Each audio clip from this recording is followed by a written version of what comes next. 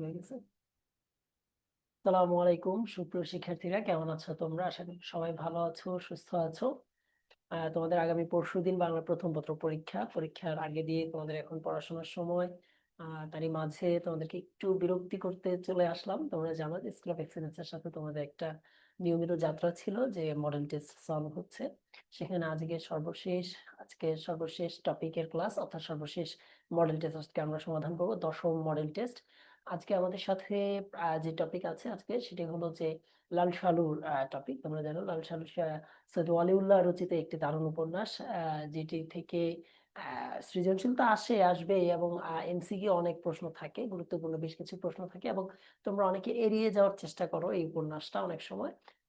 সেখান থেকে আমরা কিছু প্রশ্ন সমাধান করবো এবং দেখবো যে আরো কোন কোন জায়গা থেকে প্রশ্ন আসতে পারে। তোমরা কি আমাকে ঠিকঠাক শুনতে পাচ্ছ কিনা এবং দেখতে পাচ্ছ কিনা এই বিষয়টা আমাকে কমেন্ট করে জানাবে। তোমরা যারা জুম মিটিং এ আছো, জাস্ট ঠিকঠাক শুনতে পাচ্ছ কিনা এবং দেখতে পাচ্ছ কিনা।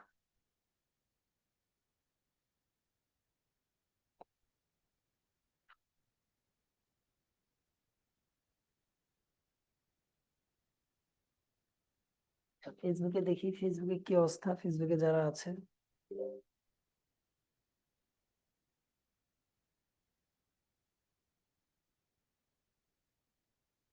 চলে আসলাম, তোমরা জানো। আচ্ছা, ঠিক আছে, তাহলে আমরা দেখি যে আমাদের সাথে ফেসবুকে, হ্যাঁ ঠিক আছে, শুনতে পাচ্ছে, যারা দেখতে পাচ্ছে। আমরা তাহলে চলে যাই, তোমাদের সাথে খাতা কলম নিয়ে রেডি হয়ে যাও। আমরা তাহলে শুরু করি। তোমরা যারা কমেন্ট করছো, তোমাদের কমেন্ট সামনে আসছে না, তোমরা কি কমেন্ট করছো? আমি ঠিক দেখতে পাচ্ছি না। তোমরা কমেন্ট করলে অবশ্যই সেন্ড অপশনে যেন আমার কাছে আসে সেভাবে দাও। ঠিক আছে, যেন আমার কাছে আসে সেভাবে দাও। স্কুল অফ এক্সিলেন্স হোস্ট দেখো দেয়া আছে, বা এভরিবডি অপশনে দিয়ে তারপর কমেন্ট করো, যেন তোমাদের কমেন্ট দেখা যায়। এভরিবডি অপশনে কমেন্টটা দিও। ঠিক আছে, কারণ তোমাদের কোনো কমেন্টই এখানে আমি দেখতে পাচ্ছি না। ঠিক আছে, আমরা তাহলে শুরু করি। প্রথমে লাল সালু উপন্যাসের সর্বপ্রথম যে প্রশ্নটা আমরা দেখতে পাচ্ছি, লাল সালু কি ধরনের উপন্যাস। আমরা একটু বেসিক জেনে নিই, লাল সালু উপন্যাসটা মূলত কি ধরনের বা কেমন উপন্যাস। প্রথমে যে বিষয় সেটি হলো যে লাল সালু আমরা জানি একটি সামাজিক সমস্যামূলক উপন্যাস। সমাজের যে সমস্যাগুলো আছে, সমাজের যে বিষয়গুলো আছে, সেগুলো নিয়ে এই উপন্যাসে প্রচুর লেখালেখি হয়েছে। আচ্ছা, ঠিক আছে। এবং এই উপন্যাসটি সৈয়দ ওয়ালিউল্লাহ রচিত একটি উপন্যাস। সৈয়দ ওয়ালিউল্লাহর লেখা অন্যতম বিখ্যাত একটি উপন্যাস লাল সাল উপন্যাস, যেটি 1948 সালে, আমরা জানি যে 1948 সালে এটি 1948 সালে এটি সর্বপ্রথম প্রকাশিত হয় বা এটি প্রকাশ করা হয়েছিল। এবং লাল সালু উপন্যাসের ইংরেজি নামকরণ করা হয় ট্রি উইদাউট রুটস নামে। দ্য ট্রি উইদাউট রুটস নামে এটি আমরা জানি, সেখান থেকে প্রশ্ন প্রায় পরীক্ষায় আসে। আচ্ছা, তাহলে আমরা লাল সালু উপন্যাস কি ধরনের উপন্যাস জানলাম, যে এটি একটি সমাজ সমস্যামূলক উপন্যাস। এইখানে তোমাদের অনেকের প্রশ্ন হতে পারে যে ভাইয়া, এখানে তো ঠিক আছে, ওদের কমেন্ট দেখা যাচ্ছে না। লাল সাল উপন্যাসে এখানে একটা প্রশ্ন আসতে পারে যে আরেকটা তোমাদের জিজ্ঞাসা থাকতে পারে, ভাই ওইখানে তো ধর্ম নিয়েও আছে, তাই না? ধর্মকে আশ্রয় করে মজিদ তার অপকর্মগুলো চালিয়েছে, ধর্ম আশ্রিত হয় হয় না কেন? দেখো, ধর্মকে আশ্রয় করে সমাজে যে সমস্যাগুলো হচ্ছিল সেটা নিয়ে মূলত উপন্যাসটা লেখা আছে। অর্থাৎ মূল কথা বলতে গেলে সমাজ সমস্যামূলক উপন্যাস বলা যেতে পারে লাল সালু উপন্যাসকে। তারপর আমরা যদি যাই লাল সালু উপন্যাসে কে হাঁপানি রোগে আক্রান্ত ছিলেন। লাল সালু উপন্যাসে আমরা বেশ কিছু তথ্য দেখতে পাই যে খেতানির মা যিনি পক্ষাঘাতে কষ্ট পাচ্ছিলেন। তারপরে আমরা দেখতে পাই এখানে যে সোলেমনের বাপ, সে হাঁপানি রোগে আক্রান্ত ছিলেন। এই তথ্যগুলো আমরা লাল সালু উপন্যাসে দেখতে পাই, এবং লাল সালু উপন্যাসে এই তথ্যগুলো থেকে পরীক্ষায় প্রশ্ন আসার মতো বেশ কিছু জায়গা আছে লাল সালু উপন্যাসে, যে জায়গা থেকে নিয়মিতই প্রশ্ন এসে থাকে। এবং আরেকটা মজার বিষয় হলো যে তোমরা উপন্যাসের প্রতিটি পৃষ্ঠার প্রথম এবং শেষ লাইনগুলো গুরুত্বপূর্ণ। এবং কিছু উপন্যাসের মোড় ঘোরানোর মতো কিছু টপিক আছে যেখান থেকে প্রশ্ন আসে, যেমন আক্কাস, যেমন আমিনা বিবি, যেমন জমিলার মসজিদের সংসার আগমনের দিকগুলো, এই বিষয়গুলো, আওয়ালপুরের পীরের এই জায়গাগুলো থেকে প্রশ্ন আমরা আসতে দেখি। আচ্ছা, পরবর্তী প্রশ্ন আমরা দেখতে পাই, মহব্বতনগরে আগমনের পূর্বে মসজিদ কোথায় ছিল। আশা করি এটা একদমই সহজ প্রশ্ন, এবং তোমরা অনেকে জানো যে আমরা যখন উপন্যাস শুরুর অংশে যাই তখন দেখতে পাই যে একজন ওই যে সরকারি কর্মচারী, সে যখন গিয়েছিল তার সাথে আলাপের এক পর্যায়ে তখন কি মজিদ বলে যে সে মহব্বতনগরে আসার পূর্বে সে কোথায় ছিল, সে ছিল গারো পাহাড়ে। এবং সে বলে সেখান থেকে কি 3 দিনের পথ, তাই না? তারপরে যে ফিরে আসা। আচ্ছা, ফেসবুকে আমাদের সাথে যুক্ত হয়েছে সাইফুর রহমান স্যার। আসসালামু আলাইকুম স্যার। তাওসিয়া তাফহিম, কেমন আছো তাওসিয়া? ঠিক আছে। গ্রন্থিক সালাম দিয়েছে, ওয়ালাইকুম আসসালাম। আমরা তাহলে যদি দেখি যে পরবর্তী প্রশ্ন, লাল সালে উপন্যাসের শেষ বাক্য কোনটি? নাটক বা উপন্যাস যেটি তোমরা পড়ো না কেন, তোমাদের জানো যে নাটক থেকেও প্রশ্ন আসবে রেগুলার। সবচেয়ে বেশি যে জায়গাটায় তোমাদের ফোকাস রাখতে হবে সেটা হলো যে নাটকের ক্ষেত্রে উক্তিগুলোতে এবং উপন্যাসের চরিত্রের দিক থেকে, এবং আর এর পাশাপাশি যে জায়গা থেকে প্রায় প্রশ্ন হতে আমরা দেখি যে কোনটি সর্বপ্রথম লাইন, সর্বশেষ লাইন কোনটি, সেটা নাটক হোক, গল্প হোক, কবিতা হোক, সব জায়গা থেকে এই ধরনের একটা প্রশ্ন আমরা আসতে দেখি। লাল সালে উপন্যাসের সর্বশেষ লাইন আমরা জানি, বিশ্বাসের পাথরে যেন খোদাই সে চোখ। ওই যে যুদ্ধ হওয়ার শেষ হওয়ার পর, যুদ্ধের পরে যে একটা সরি, যুদ্ধ হলে প্রচুর ওই যে বৃষ্টি হচ্ছিল, এবং যে কি যেন ঝড় ঝড় শেষ হওয়ার পরে সেখানে জমিলাকে যে বেঁধে রাখা হয়, সেখান থেকে তাকে নিয়ে আসার পরে এই যে ফসলের ক্ষেত নষ্ট হয়ে যায়, ফসলের ক্ষেত নষ্ট হয়ে যাওয়ার পরে যে মজিদ একটা উক্তি করে, বিশ্বাসের পাথরে যেন খোদা এসে চোখ, বা একটা স্বগত উক্তি, উপন্যাসিকের একটা স্বগত উক্তি, যে বিশ্বাসের পাথরে যেন খোদা এসে চোখ, সেটি মূলত লাল সাল উপন্যাসের শেষ বাক্য। ছোটবেলায় নাকে নোলক পরে হলদে শাড়ি পেঁচিয়ে ছোটাছুটি করতো কে? রহিমা যখন উপন্যাসে, যখন রহিমার আহ এটা শুরু হয়, আমরা রহিমার সম্পর্কে আমরা যখন উপন্যাসিক তার বর্ণনা দিচ্ছিলেন বা বিশ্লেষণ করছিলেন তাকে নিয়ে, তখন কিন্তু রহিমার সম্পর্কে উক্তিটা করা হয়েছিল। তিনি ছোটবেলায় কি করতেন? নোলক পরে এবং খুব সেজে গুজে সে ছুটোছুটি করে বেড়াতো, তাই না? তার মানে উক্তিটা এসেছে রহিমার সম্পর্কে। এবং জমিলা সম্পর্কে কি কি বলা হয়েছিল? বেড়াল ছানা। এই তথ্যটাও আশা করি মনে আছে। জমিলা সম্পর্কে কি বলা হয়েছিল? বেড়াল ছানা। এবং হাসানের মাকে, ওই যে তাহের কাদের এবং রতন যে তিন ভাই ছিল, সেই তিন ভাইয়ের বোন হলো হাসিনুর মার আমিনাকে খালেক ব্যাপারী প্রথম পক্ষের স্ত্রী। খালেক ব্যাপারী প্রথম পক্ষের স্ত্রী, যিনি নিঃসন্তান ছিলেন, তাই না? আচ্ছা, তারপরে আমরা যাই পরবর্তী প্রশ্ন। লাল সাল উপন্যাসে বর্ণিত কিন্তু দেশটা কেমন মরার দেশ বাক্যটিতে মরার দেশ বলতে কি বোঝানো হয়েছে? এখান থেকে আরেকটা প্রশ্ন আসতে পারে যে এই যে এই কিন্তু দেশটা কেমন মরার দেশ, এখানে কোন দেশের কথা বলা হয়েছে, এইভাবে একটি প্রশ্ন আসতে পারে। আচ্ছা, লাল সাল উপন্যাসে বর্ণিত দেশটা কেমন মরার দেশ বাক্যটিতে মরার দেশ বলতে বোঝানো হয়েছে শস্য শূন্যতা। আমরা জানি যে আপনি বলছিলেন যে এইখানে সব আছে, তাই না? মানুষের বয়স হইতে আর কিছু না হোক, শক্ত করে গিরেটা দিতে শেখে, তাই না? ওই যে তাবিজ কবজ যে তারা বাঁধে খুব শক্ত করে।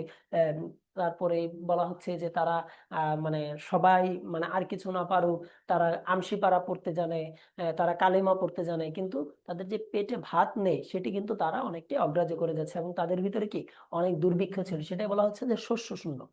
তারপর আমরা যাই লাল সাল উপন্যাসে কোচ বিদ্ধ হয়ে নিহত হয় কে? লাল সাল উপন্যাসে অনেকগুলো ঘটনা আমরা দেখতে পাই। যখন অর্থ সম্পত্তি নিয়ে ঝগড়া বিবাদের বিষয়গুলো আমরা লাল সাল উপন্যাসে দেখতে পাই, তখন এক পর্যায়ে উপন্যাসিক বলছিল যে লাল সাল উপন্যাসে কে কোচবিদ্ধ হয়ে মৃত্যুবরণ করে? সমীর উদ্দিন, তাই না? সমীর উদ্দিন কোচবিদ্ধ হয়ে মৃত্যুবরণ করে, এবং সেখানে লেখা ছিল যে এই যে সবাই একে অপরের সাথে এত ঘনিষ্ঠ, এত ভালো সময় কাটাচ্ছে, কিন্তু যখনই তাদের নিজের স্বার্থে আঘাত আসবে, তখনই তারা কি যাবে? সম্পূর্ণ বদলে যাবে। আচ্ছা, তারপরে আমরা প্রশ্ন চলে যাই, মোহাম্মদনগর গ্রামের মহিলাদের সাথে মজিদের যোগসূত্র কে? মোহাম্মদনগরে মজিদ এসেছে তার যে ভণ্ডামি, প্রতারণা, সততার যে এক আস্তানা গেড়েছিল, সেই আস্তানাকে কেন্দ্র করে, বা সেই মাজারের সাথে মজিদের যে শক্তিমত্তা, সেই শক্তিমত্তার একটা কেন্দ্র হিসেবে, যোগসূত্র হিসেবে সেই গ্রামে একজন নারী চরিত্রের আমরা চিত্রাঙ্কন দেখতে পাই উপন্যাসিকের মাধ্যমে উপন্যাসে। সেই চরিত্রটা ছিল রহিমা, অর্থাৎ মজিদেরই স্ত্রী, প্রথম পক্ষের যে স্ত্রী ছিলেন সেই স্ত্রীর কাছে। অর্থাৎ গ্রামের যে নারীরা ছিল, তাদের নারী গঠিত যে সমস্যাগুলো ছিল, নারী গঠিত যে তাদের সমাধানগুলো প্রয়োজন হতো, সেগুলো তো সরাসরি এসে মজিদকে বলতে পারতো না, তারা সেটা রহিমার কাছে বলতো, এবং রহিমা সেটা উপস্থাপন করতো মজিদের কাছে। অর্থাৎ যোগসূত্র ছিলেন কে? রহিমা। আচ্ছা, পরবর্তী প্রশ্নে আমরা যাই। অবশেষে মজিদকে সে প্রশ্ন করে, আপনার কি হয়েছে? উক্তিটি কার? এটা কখন বলা হয়? ওই যে যখন আওয়ালপুরের পীর আসে, তাই না? তারপরে মজিদ সারা রাত চুপ করে থাকে, যে কোনো কথা কয় না, সে পা টিপে আর টিপে, তখন রহিমা জিজ্ঞেস করে, তাই না, যে আপনার কি হয়েছে? তখন সেই মজিদ কি উক্তিটি কার তাহলে? রহিমার। কাকে করছে? মজিদকে করছিল। আচ্ছা, ঠিক আছে। তারপরে আমরা যাই। আচ্ছা, তারপরে আমরা যাই। ঠিক আছে। তুমি কি হরফ করে বলতে পারো? কোথায়? তুমি কি হরফ করে বলতে পারো তোমার দিলে ময়লা নাই? আচ্ছা, এর আগে বলো এই উক্তিটা কার? তুমি কি হরফ করে বলতে পারো এই উক্তিটা কার? এই প্রশ্ন কে করেছে? আচ্ছা, প্রশ্ন এটা আসছে, তোমরা বলে এই প্রশ্নটা করছে কার কাছে? এই প্রশ্নটা করেছে কার কাছে? এই প্রশ্নটা করেছে, হ্যাঁ, তাহের কাদেরের বাবার কাছে। এটি মজিদের উক্তি করেছিল কার কাছে? তাহের কাদেরের বাবার কাছে। ওই যে যখন আহ বা তহুর বা বলা যেতে পারে, যখন ওই যে বিচার করা হইলো, তাই না, তাহের কাদেরের বাবাকে যে ডেকে এনে যে বিচারের আয়োজন করলো, যে তুমি তোমার মেয়েকে মেরেছো কেন, তুমি ঘরের কথা বাহিরে বলেছো, এই যে একটা ক্ষোভ ছিল ওই বুড়োর, তার তো আত্মসম্মান ছিল, আমার সংসারে আলাপ, আমার ব্যক্তিগত আলাপ, আমার আহ, ঘরের আলাপ তুমি বাহিরে যে অন্যের কাছে কেন বলেছো? অন্যের কাছে কেন আমাদের দোষ, আমাদের ভালো বিষয় বা আমাদের মন্দ বিষয় তুমি কেন শেয়ার করেছো? এই ক্ষোভ থেকে তাহের কাদের বাবা যখন হাসুনির মাকে আঘাত করেছিল বা নির্যাতন করেছিল শারীরিকভাবে, তার মেয়েকে মেরেছিল, তখন সে বলে দেওয়ার পরে তখন তার যে বিচার করা হয়, সেই বিচারের ওই একটা যে প্রসেস ছিল, সেই সবাই যে একসাথে হয়েছিল, জমায়েত হয়েছিল, সেই জমায়েতে তাহের কাদের বাবাকে উদ্দেশ্য করে মজিদ বলে যে তুমি কি হরফ করে বলতে পারো? তোমার দিলে মনে না, অর্থাৎ তুমি যে ভালো লোক এটাকে তুমি বলতে পারো? তোমার ভিতরে তো সমস্যা থাকতে পারে। পাথর এবার হঠাৎ নড়ে। এখানে পাথর কে? জাওয়ালপুরের পীরের ঘটনা, সে যখন চুপচাপ বসে শুয়ে আছে, মজিদ কোনো কথা বলে না, তারপর যখন রেগে যায়, রহিমার একটা প্রশ্ন শুনে, তখন সে হঠাৎ নড়ে ওঠে, এবং নড়ে উঠে এখানে পাথর হলো মজিদ। আচ্ছা, তোমাদের কাছে আরেকটা প্রশ্ন আমি করি যে আচ্ছা, এই প্রশ্নটা হলো যে উম সরাসরি লাইনটা মনে নাই। তোমরা বিলাসী গল্প পড়েছো না? তোমরা বিলাসী গল্প পড়েছো? বিলাসী গল্পে একটা লাইন আছে না, বিলাসী সম্পর্কে, ঠিক যেন পাথর নাকি যেন এরকম একটা লাইন আছে না, কে বলতে পারো, মনে আছে? যখন মৃত্যুঞ্জয় মারা যায় এবং এটা যখন বিলাসী জানতে পারে, বুঝতে পারে, বুঝে সে পাথরের মতো হয়ে যায় না, ঠিক যেন পাথর হয়ে গেল নাকি যেন এরকম একটা লাইন আছে, তাই না? আচ্ছা, মিম লিখেছে। মিম কি লিখেছে? মিমি ফুলদানিতে ভিজিয়ে রাখা বাসি ফুল, না ওটা তো তার শারীরিক ক্লান্তিকর অবস্থা দেখে ন্যাড়া বলেছে সেটা। কিন্তু মৃত্যুঞ্জয় যখন মারা যায়, মারা যাওয়ার পরে বিলাসীর সম্পর্কে একটা উক্তি আছে, যে ঠিক যেন পাথর হয়ে গেল না কি যেন এরকম একটা লাইন আছে। ওইটাও কিন্তু একটু কনফিউশন সৃষ্টি করবে এটার সাথে, কারণ দুইটাই পাথরে, একটা পাথর হলো বিলাসী, একটা পাথর হলো মজুদ। একটু খেয়াল করে পড়ো, ঠিক আছে? তারপর আমরা যাই লালসার উপন্যাসে খালেক ব্যাপারীর প্রথম পক্ষের স্ত্রীর নাম কি? সবাই খালি দুইটা তিনটা বিয়ে করে, তাই না? কি একটা অদ্ভুত বিষয়। লালসার উপন্যাসে খালেক ব্যাপারীর প্রথম পক্ষের স্ত্রীর নাম আমরা জানি আমিনা, এবং দ্বিতীয় পক্ষের স্ত্রীর নাম হইলো তানু বিবি। এই তানু বিবির একটা বড় ভাই ছিল, তার নাম হইলো ধলা মিয়া। এই ধলা মিয়ার সম্পর্কে বলা হয়েছে সে একটু বাচাল টাইপের, এবং আরেকটা বিশেষণ তাকে দেয়া হয়েছে যে ধলা মিয়া হলো পরজীবী, তাই না? আচ্ছা, তাওসিয়া তাফহিম বলতে পেরেছে বিলাসী গল্পে সেজন্য পাথর হয়ে গেল। হ্যাঁ, তাওসিয়া তাফহিম মেধাবী শিক্ষার্থী আমাদের, কিন্তু কিছুটা দুষ্ট, পাজি, পড়াশোনা কম করে। আচ্ছা, তারপরে যাই, চোখাচোখি হতে সে চোখ নামায়। কে চোখ নামায়? চোখাচোখি হতে সে চোখ নামায়, এই চোখটা কে নামিয়েছিল? আচ্ছা, এখানে পরগাছা মুরব্বি, হ্যাঁ সাইমা ঠিক বলেছো, পরগাছা মুরব্বি। আচ্ছা দেখো, চোখাচোখি হতে সে চোখ নামায়, এইখানে বলা হয়েছে তাহেরের বাপের কথা, তো তহুর বাপের কথা, তাহের কাদের বাবার কথা। ওই যে সেই যে তাকে বিচার করছিল যে জমায়েতে, তখন সেখানে যখন মজিদের সাথে বা খালেক ব্যাপারীর সাথে তাদের চোখাচোখি হয়, তখন সে চোখ নামিয়ে ফেলে। যেখানে সাপ জাগে সেখানে আবার কোমলতার ফুল ফোটে। লালসাল উপন্যাসের এই বাক্যে সাপ কি অর্থে প্রকাশ পেয়েছে? তোমরা যারা লালসাল উপন্যাস পড়েছো, তোমরা জানো মজিদের ভিতর কিন্তু কামনা, লালসার একটা প্রভাব ছিল, যেটাকে আমরা লিবিডো বলে থাকি, তাই না? মজিদের ভিতর এটা কিন্তু অনেক বেশি প্রভাব ছিল। এবং সে যখন আমিনা বিবির ওই যে মসৃণ সাদা পা দেখে, তার ভিতর এক ধরনের লালসা বা কামনার জাগরণ হয়। সেখান থেকেই বলা হয়েছে যে তার ভিতর সাপ জেগেছে, লালসার, এবং একই সাথে কোমলতার ভাবও ফুটে উঠেছে। এবং আরেকটা জায়গায় সেখানে কিন্তু আবার সাপ কিন্তু প্রতিশোধ বা প্রতিহিংসার বিষয় সেখানে আছে। লালসার উপন্যাসে মহাসমুদ্রের ডাককে অবহেলা করে করে বালুতীরে কি যেন খোঁজে। মহাসমুদ্রের ডাককে অবহেলা করে বালুতীরে কি যেন খোঁজে। যখন জিকির করছিল, তোমাদের মনে আছে কিনা লালসাল উপন্যাসে ওই যে মসজিদ যে জিকিরের আয়োজন করে, গ্রামবাসী যখন ওইখানে আসে সবাই একসাথে জিকির করছিল, এবং জিকিরের ঢেউ বইছিল, একটা সুরের মূর্ছনা হয়ে যাচ্ছিল। ওই জায়গায় যখন জমিলা বাহিরে চলে আসে এবং গ্রামবাসী যখন তাকে দেখে, দেখার পর মজিদ যখন মিথ্যে কথা বলে যে নতুন বউয়ের বাড়ির লোক, এটা কাজের মেয়ে বা এরকম কিছু সে আসছে, বলছে যে এই ঘরে যা, বলে তাকে তাড়িয়ে দেয়। তারপরে যখন তাদেরকে পুনরায় জিকিরে মনোনিবেশ করাতে চায়, তারা কিন্তু আর সেই জিকিরে মনোনিবেশ করতে চায় না।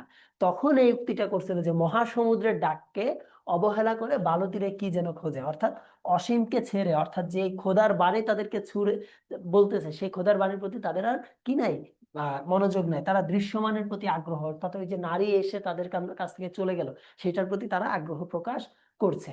আচ্ছা, তারপরে প্রশ্নে আমরা চলে যাই যে বিশ্বাসের পাথরে যেন খোদা এসেছো, কাদের কথা বলা হয়েছে? প্রতি বিশ্বাসের পাথরে যেন খোদা এসেছো, কাদের কথা বলা হয়েছে? এইখানে মূলত যে গ্রামবাসী যে ছিল, অর্থাৎ যারা তোমার গ্রামে ওই যে বৃষ্টির পরে বা ঝড়ের পরে আমরা যখন দেখতে পাই যে গ্রামের মানুষের ভিতর এক ধরনের মানে তারা তারা সবাই তাকায় আছে, তাকায় আফসোস করবে বা এরকম কিছু, সেটাও তারা করতে পারছে না, কারণ মসজিদ এসে কি বলতেছে যে খোদার উপর তাওয়াক্কুল রাখো। এবং তাদের এই কথা তাদেরকে আবার সেই পূর্বের দিকে ফিরিয়ে নিয়ে যাচ্ছে এবং সবাইকে চুপচাপ হয়ে আছে। সেই প্রসঙ্গে বলছে যে বিশ্বাসের পাথরে যেন খোদা এসে চোখ, অর্থাৎ ক্ষেতের প্রান্তে জড়ো হওয়া যে লোকজন ছিল তাদেরকে উদ্দেশ্য করে মসজিদ কি বলেছে, বিশ্বাসের পাথরে খোদাই করা যেন সে চোখ। ধান দেয়া কি হইব, মানুষের জান যদি না থাকে, কি বোঝানো হয়েছে? তার আগে বলো এটা কার উক্তি?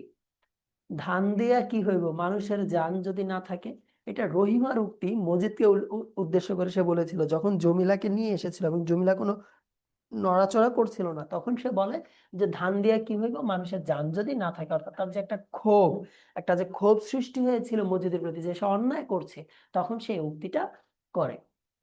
সে যেন খাঁচায় ধরা পড়েছে।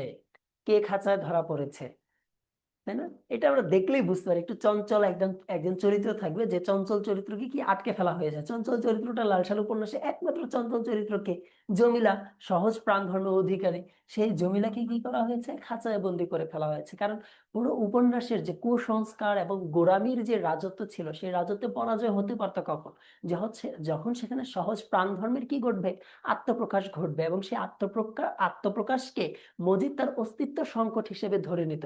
সেজন্য সে জমিলার উপর কি করত, শাস্তি দিত, তাকে ভীতি প্রদর্শন করত। এবং এটাকেই মূলত উপন্যাসিক বলতে চেয়েছে কি, সে যেন খাঁচায় ধরা পড়ে গেছে। দুনিয়াটা বড় বিচিত্র জায়গা, সময় অসময় মিথ্যা কথা না বললে নয়। এটা কার উক্তি বলতো? দুনিয়াটা বড় বিচিত্র জায়গা, সময় অসময় মিথ্যা না বললে নয়, মজিদের উক্তি। হ্যাঁ, এ কথার মধ্যে মজিদ চরিত্রে যে দিকটি প্রকাশিত হয়েছে তা হলো অনুশোচনা বোধ কি প্রকাশ পেয়েছে? এখানে কি মসজিদের অনুশোচনা বোধ কোনোভাবে প্রকাশ পায় না? এত দুষ্ট লোকে পাজে ছিল অস্তিত্ব রক্ষার প্রয়াস এবং আত্মপক্ষ সমর্পণের চেষ্টা। অর্থাৎ সঠিক উত্তর 2 এবং 3। সে কি অনুশোচনা করেছে উপন্যাসে কোথাও? না। মোদির জমিলাকে মাজারে বেঁধে রেখেছিল কেন? কারণ শাস্তি দেওয়ার জন্য এবং তার বিদ্রোহী চেতনাকে বিকাশ করার জন্য। মনে খোদার ভীতি জাগানোর জন্য হয়, হ্যাঁ, তার প্রতি তার মনে খোদার ভীতিও জাগানোর চেষ্টা করছে, কিন্তু বলতো যখন বেঁধে রেখেছিল সেইখানে খোদার ভীতি জাগানোর চেষ্টা করে, সেখানে বরঞ্চ শাস্তি দেওয়ার জন্য সেটা করেছিল। মজিদ জমিলার মধ্যে খোদার ভীতি জাগাতে চায় যে কারণে, জমিলাকে বশ করতে, ঠিক আছে, স্বীয় আধিপত্য বিস্তার করতে, ঠিক আছে, স্রষ্টার সন্তুষ্টির জন্য, না। তাহলে সঠিক উত্তর 1 এবং 2। ঠিক আছে, এই তোমরা কি বুঝতে পারছো? কোথাও কোনো জিজ্ঞাসা আছে বা সমস্যা আছে?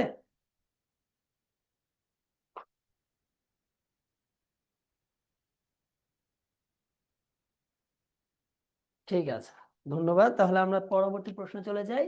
লাল সাল উপন্যাসের প্রতিবাদী চেতনা কিসের বিরুদ্ধে? লাল সাল উপন্যাসের প্রতিবাদী চেতনা কিসের বিরুদ্ধে? লাল সাল উপন্যাসে আমরা জানি প্রতিবাদী চেতনা ধর্মীয় গোঁড়ামি, কুসংস্কার, অন্ধবিশ্বাস সবকিছুর বিরুদ্ধেই মূলত প্রতিবাদী চেতনার প্রকাশগুলো ঘটেছিল। আচ্ছা, আমরা যদি দেখি যে আমাদের সাথে অনলাইনে যুক্ত আছে কে,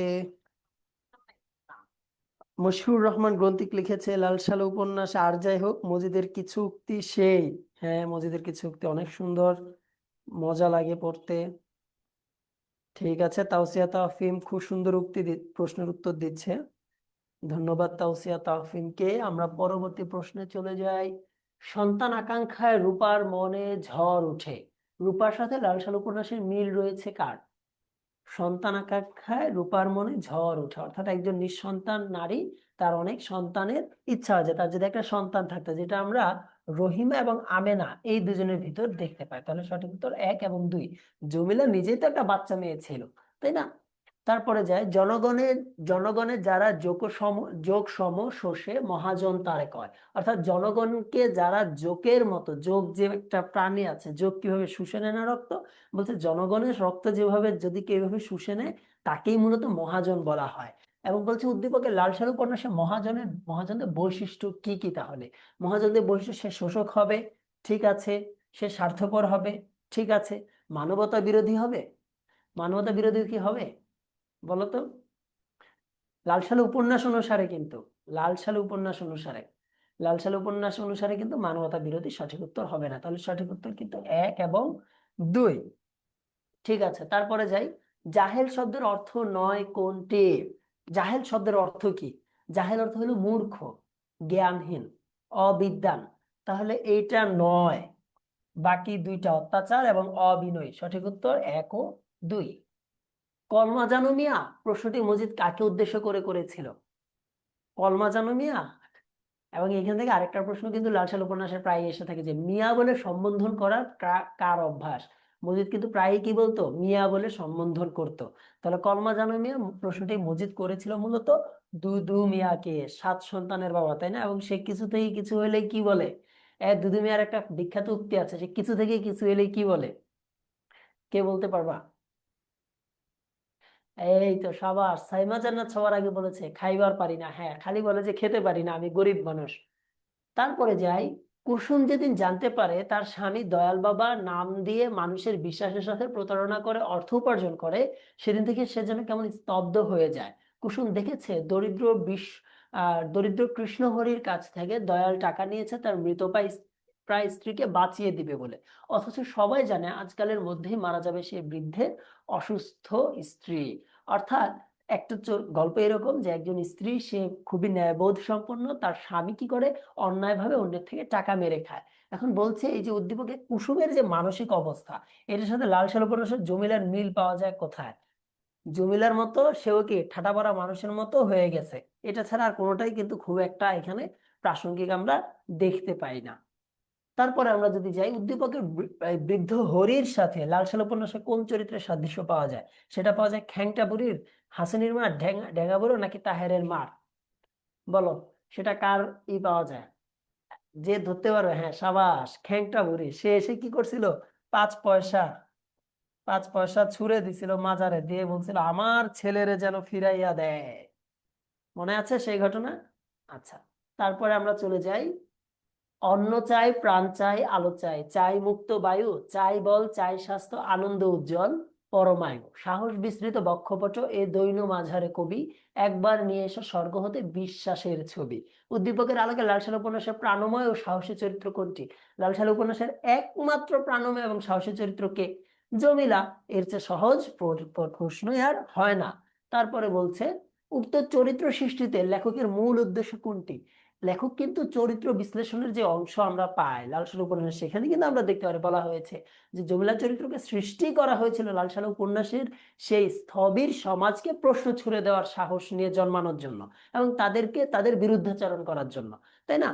কারণ ওই যে সমাজ সৃষ্টি হয়েছিল সে সমাজের পরাজয় ঘটবেই কখন? যখন সেখানে সহজ প্রাণ ধর্মের কি ঘটবে? জন্ম ঘটবে। তাহলে নির্জীব ধর্মতন্ত্রের বিরুদ্ধে পদাঘাত ও সজীব প্রাণ ধর্মের জাগরণ, ঠিক আছে। শেকড় গাড়া কুসংস্কার, অন্ধবিশ্বাস ও ভীতির সঙ্গে, এটাও ঠিক আছে। ধর্ম ব্যবসায়ের মসজিদের অস্তিত্ব সংকট, এটাও ঠিক আছে। তাহলে সঠিক উত্তর 1, 2 এবং 3। ঠিক আছে, এখন বলো বাংলা প্রথম পত্রে কারো কারো কোনো প্রশ্ন আছে? যারা আমাদের সাথে ফেসবুকে যুক্ত হয়েছে তারা বলতে পারো যে তোমাদের কোনো জিজ্ঞাসা বা তোমাদের কোনো কনফিউশন আছে কি না। তাওসিয়া তাফহিম লিখছে এত বড় বড় প্রশ্ন। আচ্ছা তাওসিয়া তাফহিম, এগুলো তুমি জানো যে তোমাদের ছোট ভাই বোন যারা আছে, যারা আবার এইচএসসি বোর্ড পরীক্ষা দেবে, এবং এইচএসসি তে তোমরা জানো উদ্দীপক আকারে কিছু এমসিকিউ আমরা দেখতে পারি, কিন্তু সেজন্য এত বড় বড় প্রশ্ন। আচ্ছা, একটা বড় প্রশ্ন এসেছে। ফরজানা ইয়াসমিন জি লিখেছে অন্যান্য টপিক রেখে শুধু সিরাজউদ্দৌলা নাটক বিস্তারিত ভাবে পড়া সম্ভব না, তাই কিছু এমসিকিউ সলভের ক্লাস দেখেছি, সেখান থেকে একই জায়গা থেকে একটু, এমনকি একটা ভিডিও দেখে কিন্তু এরকম স্লাইড তো বেরোনোর উচিত একটু বিস্তারিত আলোচনা। আচ্ছা ফারজানা ইয়াসমিন জুই, এটা খুবই একটি বাজে চর্চা এবং খুবই অদূরদর্শী একটা কাজ, যে তুমি পুরো ইন্টারের সময়ে তুমি সিরাজউদ্দৌলা নাটক পড়োনি, কিন্তু এখন পরীক্ষার আগে তুমি শুধু এমসিকিউ চাচ্ছ যে এইখান থেকে এমসিকিউ সলভ করে যাই। বোকা, শুধু এমসিকিউ সলভ করে গেলে হ্যাঁ তোমার এই যে যে এইচএসসি এক্সাম সেখানে কমন পড়ার সম্ভাবনা আছে, রিপিটেশন হওয়ার সম্ভাবনা আছে, কিন্তু তুমি কি আদতে এখান থেকে পার পেয়ে যাবে? তোমার অ্যাডমিশনের জন্য পড়তে হবে না? তাহলে তুমি তো বানিয়ে সৃজনশীল লিখবে তাহলে, কারণ তুমি তো নাটক পড়োই নাই। এবং তুমি দেখো অলরেডি তুমি সমস্যা ধরতে পারছো, যেহেতু এক একজন টিচার এক একটা বলছে কিন্তু তুমি জানোই না সঠিক উত্তর কোনটা, কারণ তুমি তো নাটক পড়োনি। কেন পড়োনি? এখন পরীক্ষার আগে কি এত বড় নাটকের একটা এমসিকিউ সলভ ক্লাস করলেই হয়ে যাবে? আচ্ছা দেখো, আমরা যাই পরবর্তী প্রশ্নে। নিচের শব্দগুলো উচ্চারণ লিখো। আমরা দ্বিতীয় পর্বে চলে যাচ্ছি। বিদ্রূপ, একদম সহজ এসেছে, বিদ্রূপ। আচ্ছা, ব্রাহ্মণ, এই জায়গা থেকে একটা যুক্ত বর্ণ নিয়ে তোমাদের প্রায় সমস্যা হয়। এইটা কিন্তু হ এবং ম, এই দুইটা সংযুক্ত রূপ। একবার আমরা একাডেমিকে আমাদের যে পেইড ব্যাচের ক্লাস চলে সেখানে তোমাদের আমরা এটা নিয়ে অনেকবার তোমাদের প্রশ্ন করা হয়েছে এবং তোমরা সঠিক উত্তর দিতে পেরেছিলে অনেকে। এটার যদি উচ্চারণ আমরা লিখি ব্রাহ্মণ। তারপর আমরা যাই পঞ্চস্বর। পঞ্চস্বর একটা বহুব্রীহি সমাস। আমরা যদি এটার উচ্চারণটা লিখি পঞ্চস্বর, এই পঞ্চস্বর কিসের দেবতা কেউ বলতে পারবা? পঞ্চস্বর কিসের দেবতা কেউ বলতে পারবা? একজন লিখেছে মদন দেব, ঠিক আছে মদন দেব, সেটা তো ঠিক আছে, কিন্তু মদন দেব তাকে বলা হয় প্রেমের। এটা আসছে, এটা কোন জায়গায় কোন গল্পে আছে? এই পঞ্চস্বরটা তোমাদের পাঠ্য বইয়ের কোন গল্পে আছে? অতঃপর বুঝিলাম আমার ভাগ্যে প্রজাপতির সঙ্গে পঞ্চস্বরের কোনো বিরোধ নাই, আসলে অনেক বিরোধ। দেখো তারপরে যাই চর্যাপদ। চর্যাপদের উচ্চারণটা হইল এরকম, চর্যাপদ। তারপরে আসলাম সংবর্ধনা। সং সংবর্ধনা, সংবর্ধনা, সংবর্ধনা। আচ্ছা, তারপরে যাই ইতপূর্বে। এটা তো অলরেডি অনেক ক্লাসে আমরা সমাধান করছি, এখানে আর যাইলাম না। চিহ্নিত, চিহ্নিত। ঔদার্য, ঔদার্য। ঠিক আছে, কারো কোনো প্রশ্ন আছে উচ্চারণ নিয়ে? কারো কোনো জিজ্ঞাসা আছে? আমি খেয়াল করলাম তোমরা অনেকে আজকে এক্সাম দাও নাই, আজকে পরীক্ষা তোমরা অনেকে দাওনি কেন? তোমাদের খাতা পাই নাই আজকে?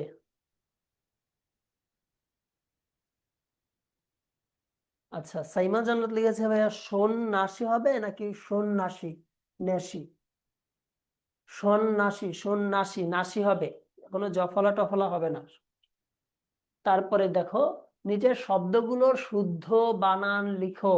স্ফুলিঙ্গ লিখে রাখছি, স্ফুলিঙ্গ, এটা বানানটা কি হবে? স্ফুলিঙ্গ, লিঙ্গ। ফটোস্টেট, আমরা জানি ফটোস্টেট বানান একটা বিদেশি শব্দ, এখানে কোনো মূর্ধন্য স হবে না। ফটোস্টেট একদম সহজ। নিষ্ক্রিয়তে রস্বইকার হয়। ইতপূর্বে আমরা এর এর আগের স্লাইডে সঠিক রূপ দেখেছি, এইভাবে হবে ইতপূর্ব বা ইতপূর্বে। আর ইতোমধ্যেতে ওকার হবে। কুজ্ঝটিকা, কুজ্ঝটিকাতে ক জ বফলা হবে। কুজ্ঝটিকা অর্থ কি যে বলতে পারবে তাকে লাল সালাম দেওয়া হবে, কারণ গত ক্লাসে আমরা কুজ্ঝটিকার অর্থ জেনেছি। এই কুজ্ঝটিকার অর্থ কে বলতে পারবা? কুজ্ঝটিকার অর্থ কে বলতে পারবা? গত ক্লাসে আমরা শিখেছি। দারুণ, মিমি সবার আগে বলেছে কুয়াশা, মিমিকে লাল সালাম। ঐকতান, সহজ আসছে। স্নেহাশিসে তালব্যস্য মূর্ধন্য ষ রস্বইকার।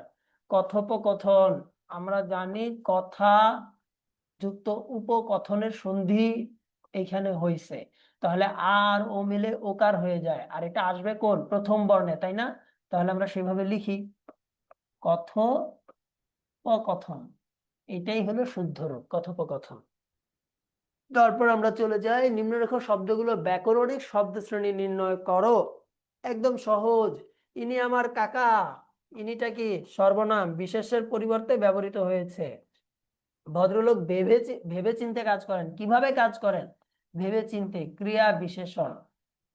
তারপরে যাজ্ঞে, যাগ্গে যাক, কাজটি ভালোভাবে সম্পন্ন হয়েছে, এটা কে বলতে পারবা এটা কোন পদ? যাগ্গে যাক, কাজটি ভালোভাবে সম্পন্ন হয়েছে। যাগ্গে যাক, এটি কাজটি ভালোভাবে সম্পন্ন হয়েছে। এনিবডি কে বলতে পারবে এটা ব্যাকরণিক শ্রেণী কোনটা? আই হাই, কোনো উত্তর নাই, সব চুপচাপ হয়ে রয়েছে। সাইমাজানাত লিখছে আবেগ। আচ্ছা দেখো, মূলত মূল, আরেকজন লিখছে বিস্ময়। দেখো আমি বলি মূলত এটা, মূলত এটা একটা অব্যয় পদ। আমরা যদি একদম গভীরে আলোচনা করি, এটা একটা অব্যয় পদ, কিন্তু অব্যয় তো তোমাদের দ্বিতীয় পদে নাই, সেই জন্য এটা অনেকে আবেগ ধরে ধরে ঠিক আছে। দেখো, বিপন্ন মানবতার পাশে দাঁড়ানো উচিত, পাশে কি? অনুসর্গ। তারপরে নানা দিক দেখে ব্যস্ত থাকি, কি রকম থাকি, কেমন থাকি, ব্যস্ত থাকি, কি থাকি, ব্যস্ত থাকি, নাউন ভাব বিশেষ হিসেবে ব্যবহৃত হয়েছে। আমার পথ দেখাবে আমার সত্য, বিশেষ্য। গরিবের শৌখিনতা মানায় না, আরেকটা বিশেষ্য। আজ নয় কাল, নয় কি? যোজক। ঠিক আছে, কারো কোনো প্রশ্ন আছে এখন? কারো কোনো জিজ্ঞাসা আছে? কারো কোনো জিজ্ঞাসা আছে? ঠিক আছে, ঠিক আছে, তাহলে আমরা পরবর্তী টপিকে চলে যাই। নিচের শব্দগুলো ব্যাস বাক্য সহ সমাসের নাম লেখো। স্বার্থ সাধন, স্বার্থের সাধন, সহজ একদম, স্বার্থের সাধন, ষষ্ঠী তৎপুরুষ সমাস। চিরসুখী, চিরকাল ব্যাপিয়া সুখী, তাই না? ব্যাপিয়া, এটা কি হয়? দ্বিতীয় তৎপুরুষ সমাস। এই ব্যাপিয়া। ঠিক আছে, তারপরে সৎ পাত্র, সৎ যে পাত্র, সাধারণ কর্মধারয় সমাস। কুশীলব, বহুব্রীহি সমাস।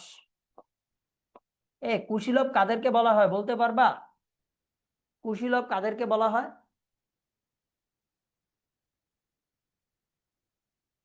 কুশীলব কাদেরকে বলা হয়?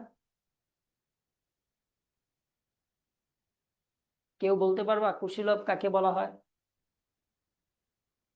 কি লিখছে? অভিনেতা, হ্যাঁ ঠিক আছে, যারা অভিনয় করে। ফুল কুমারী, ফুলের ন্যায় কুমারী, উপমিত কর্মধারয় সমাস। যুগান্তর, অন্য যুগ, নিত্য সমাস। লালচে, ঈষৎ লাল, এটাও নিত্য সমাস। সহজ আসছে একদম, প্রভাত, প্রাদি সমাস। প্রকৃষ্ট যে ভাত বা প্রবোধ, যেই মানে প্রকৃষ্ট রূপে যে ভাত, এইভাবেই করা যায়। এখন বলো, সমাস নিয়ে কারো কোনো জিজ্ঞাসা আছে? সমাস নিয়ে কারো কোনো জিজ্ঞাসা আছে, যে বুঝতে পারছি না বা এরকম কিছু? ঠিক আছে, তাহলে আমরা পরবর্তী টপিকে চলে যাই, বাক্য রূপান্তর। দেশের সেবা করা উচিত, এই অনুজ্ঞাবাচক করতে করতে এখন একদম সহজ হয়ে গেছে এগুলো, তাই না? দেশের সেবা করবে, তবু না বলা কথাটা সবাই মেনে নেয়, যৌগিক। যেই, আচ্ছা, তবু না বলা কথাটা সবাই মেনে নেয়, এটা যৌগিক কে করতে পারবা? দেখি মাথায় কি কি আছে তোমাদের। তবু না বলা কথাটা সবাই মেনে নেয়।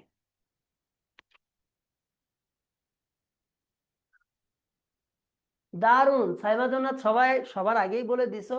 না বলা কথাটা, না বলা কিন্তু সবাই মেনে নেয়, এবং আরেকভাবেও করা যায়, কথাটা না বলা ছিল এবং সবাই মেনে নিল, এইভাবেও করা যায়। ঠিক আছে, তাহার নাম ছিল মৃত্যুঞ্জয়, প্রশ্নবাচক।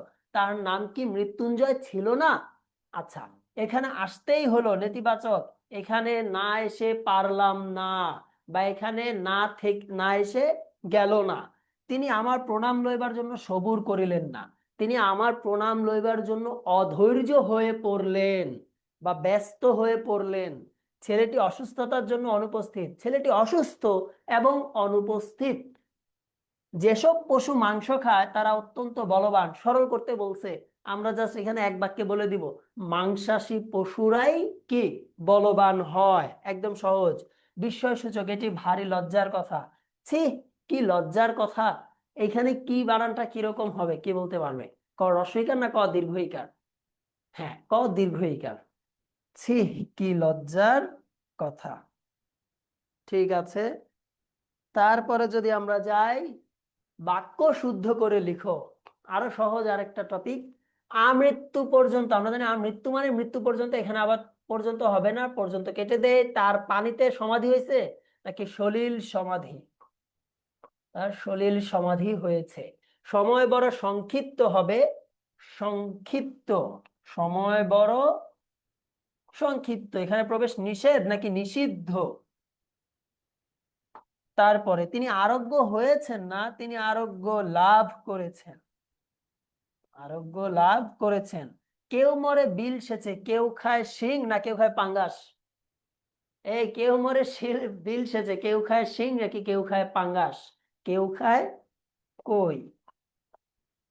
গাছে কাঁঠাল মাথায় তেল, গাছে কাঁঠাল গোফে তেল। আচ্ছা, চোরে চোরে চাচাতো ভাই না চোরে চোরে মাসতুতো ভাই? মাসতুতো ভাই। ঠিক আছে, এখন বলো কার কি প্রশ্ন আছে? কোথায়, কার কোথায় কি প্রশ্ন আছে? কারো কোনো জিজ্ঞাসা আছে?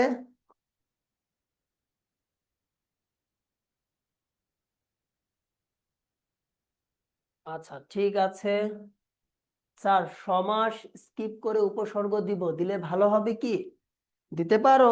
উপসর্গ তো সেখানে তোমাকে পাঁচ, তুমি পুরোটা ভালো করে লিখলেও পাঁচে পাঁচ দিবে না, ওই যে উপসর্গের অর্থবাচকতা নিয়ে এটাই তো আসে। তুমি চাইলে দিতে পারো, যেখানে সেখানে ওইখানে তো একটু বানিয়েও লেখা যায় বা নিজের মতো একটু গুছিয়ে লেখা যায়। কিন্তু সমাসে দিলে যে আমরা পাঁচে পাঁচ পেয়ে যাই। এবং সমাস কোনো টেনশন করো না, আমি বলি শুধু বোর্ডে বিগত 5-10 বছরে বোর্ডে যে সমাসগুলো আসছে সেগুলো পড়ে যাও, দেখবা কমন পড়ে যাবে, এমনিতেই কমন পড়বে, একদম সহজ আসবে। তুমি দেখো বিগত বছরে বোর্ড প্রশ্ন সবগুলো সমাস তুমি দেখবা সবগুলোই পারো। তুমি ইনশাল্লাহ তোমার পরীক্ষাটাও পারবা। স্যার যদি কয়েকটা রচনা বলে দিন কোনটা কোনটা পড়া উচিত? হাই হাই, ইন্টার পাশ করে ফেলছে এখনো যদি রচনার সাজেশন চাও, তাহলে কেমনে হবে বাচ্চা? হ্যাঁ বলো তো। তোমাদের এখন ক্রিয়েটিভিটি দেখানোর সময়, তোমরা এখন নিজ থেকে লিখবা। সেখানেও যদি রচনা সে ক্লাস 1-2 এর মধ্যে বলে দেওয়া লাগে, সত্যি কথা আমি এসব সাজেশন দিতে পারি না, আমি কেমনে দেবো বলো? আমি সাজেশন নিজেও বুঝি না, দেও না, আমি এসব পড়িও না, বা আমিও সাজেশন নেইনি আমি যখন ছিলাম। রচনা তো এটা এমনিই পারা যায়। তোমাকে যদি বলে, ধরো তোমাকে বললো যে সভ্যতার আধুনিক বিপর্যয় এটা নিয়ে রচনা লিখতে, বা আধুনিক সভ্যতার বিপর্যয় এটা নিয়ে তোমাকে রচনা লিখতে হবে। তুমি আধুনিক সভ্যতার বিপর্যয় লিখতে পারবা না?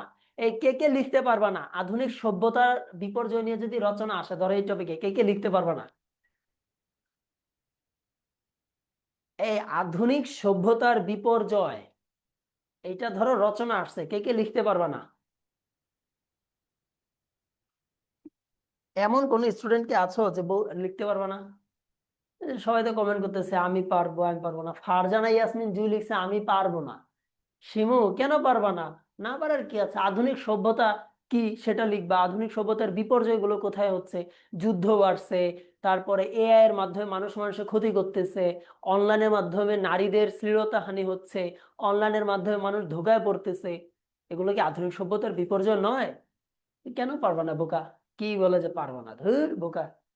দেখো যেইটাই আসুক, রচনা লেখাতে সহজ কোনো বিষয় আছে নাকি? ঠিক আছে দেখো, দীর্ঘক্ষণ তোমরা ক্লাস করলে তোমাদের আশা করি যে কোনো জিজ্ঞাসা থাকলে আগামীকাল ইনশাল্লাহ আমরা চেষ্টা করব তোমাদের সাথে একটা গাইডলাইন সেশন করতে।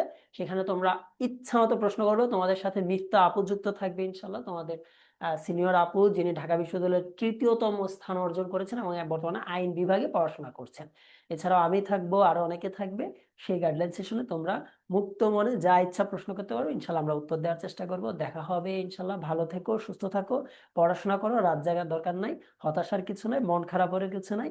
মনে রাখবা আল্লাহ তাআলা সাথে আছেন এবং আল্লাহ তাআলা সব শুনেন এবং দেখেন। ভালো থেকো, সুস্থ থাকো, দেখা হবে ইনশাল্লাহ। আসসালামু আলাইকুম রহমতুল্লাহি ওয়া বারাকাতুহু।